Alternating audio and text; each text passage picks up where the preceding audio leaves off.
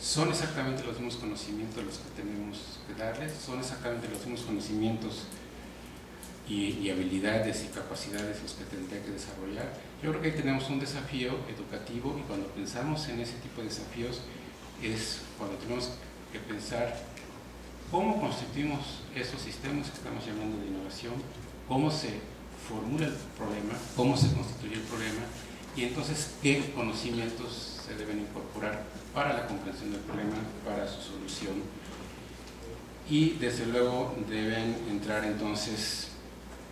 conocimientos disciplinarios, pero otro tipo de conocimientos también.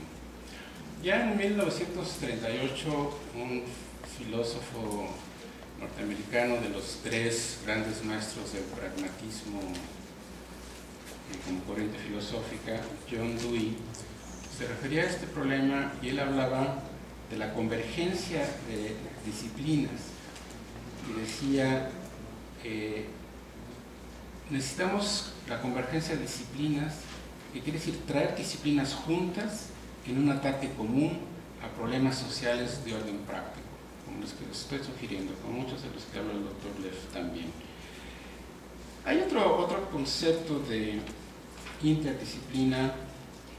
en el que no me voy a detener, pero que vale la pena mencionar de pasada, y es la fertilización cruzada entre disciplinas.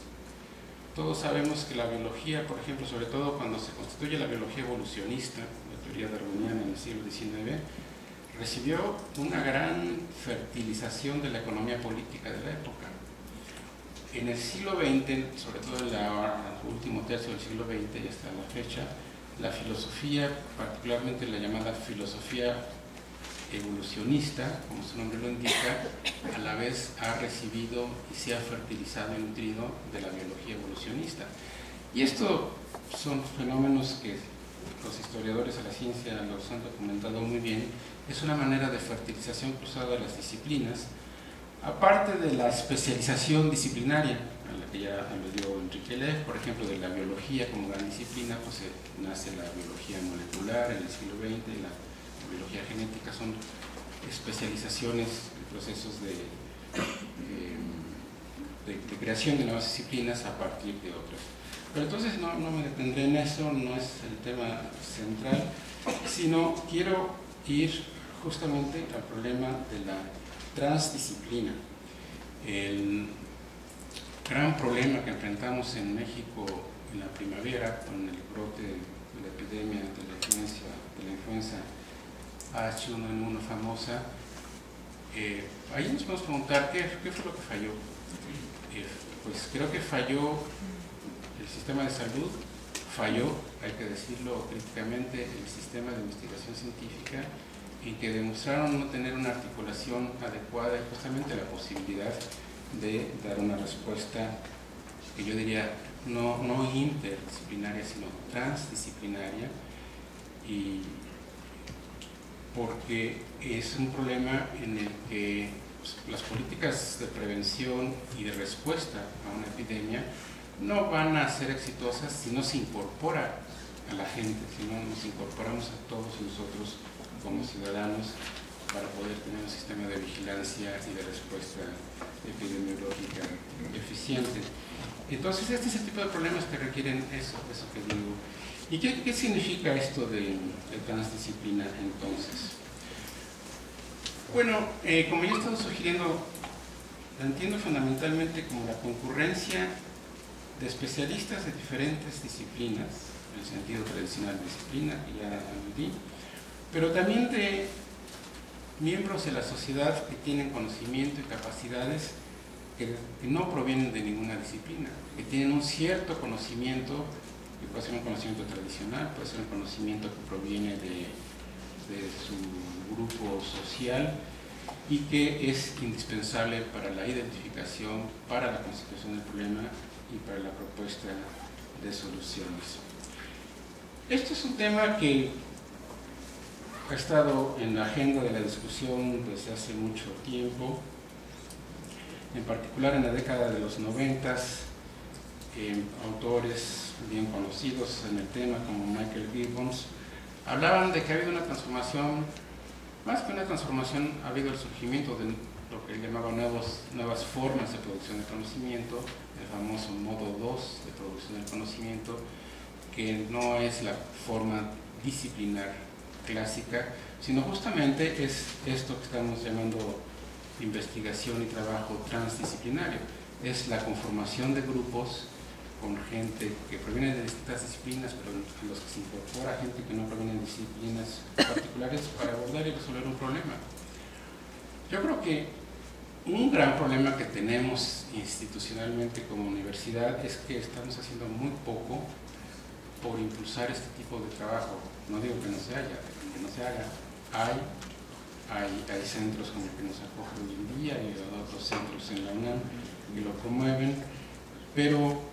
por las razones probablemente que decía el doctor Lex también, pues la universidad es como un animal muy pesado que moverse en esa dirección le cuesta mucho trabajo.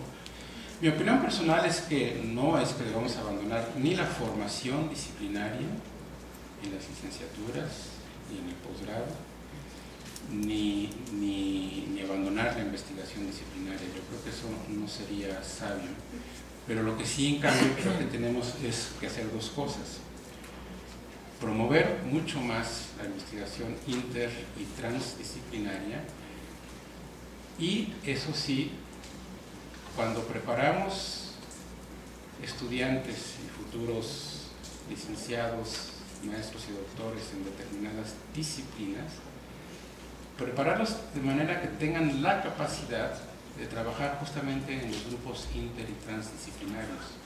lo cual no es fácil y requiere un entrenamiento más allá del que normalmente se da en la formación disciplinaria. Y bueno, los tipos de problemas que requieren ese tipo de investigación y de respuestas pues están a la orden del día. Problemas sociales como el de la injusticia social,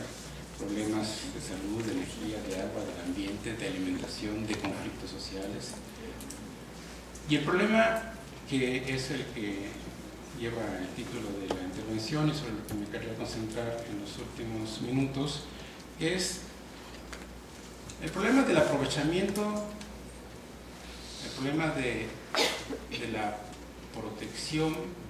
en un sentido social y en un sentido jurídico de los conocimientos tradicionales, y el problema de su fomento y de su conservación. Este es el título precisamente de un proyecto de amplio espectro y de largo alcance, en el que participa la UNAM por medio de una decena de institutos, de centros y facultades, junto con socios, que incluyen, como ya lo dije al principio, sociedades civiles y otros socios académicos, y en donde el propósito que se busca es involucrar a miembros de comunidades tradicionales en la identificación de cierto tipo de conocimiento tradicional que justamente, de acuerdo entre todos, en un equipo transdisciplinario, se promuevan acciones no solo para conservarlos, sino para aprovecharlos socialmente dentro de cada comunidad, pero también hacia afuera de la comunidad, siempre y cuando quede debidamente protegido ese conocimiento y no solo en términos jurídicos, sino que el beneficio finalmente, si hay un beneficio económico, aunque no necesariamente tiene que haber un beneficio económico, pueda redundar y regresar a quienes pueden reclamar legítimamente ser los poseedores de ese conocimiento, haber sido los creadores de ese conocimiento y quienes lo cultivan.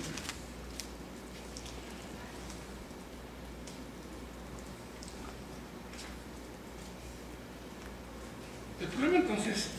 que yo querría subrayar es que normalmente cuando se piensa en sociedades del conocimiento, en innovación, se piensa en sistemas de investigación y desarrollo, y en todo caso lo que hoy en día se llaman sistemas de investigación, desarrollo e innovación, y se menosprecia a el tipo de conocimiento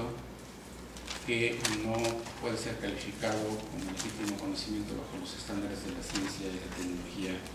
modernas. Y yo creo que esto es en lo que se debe trabajar mucho para corregirlo. ¿Y por qué es un problema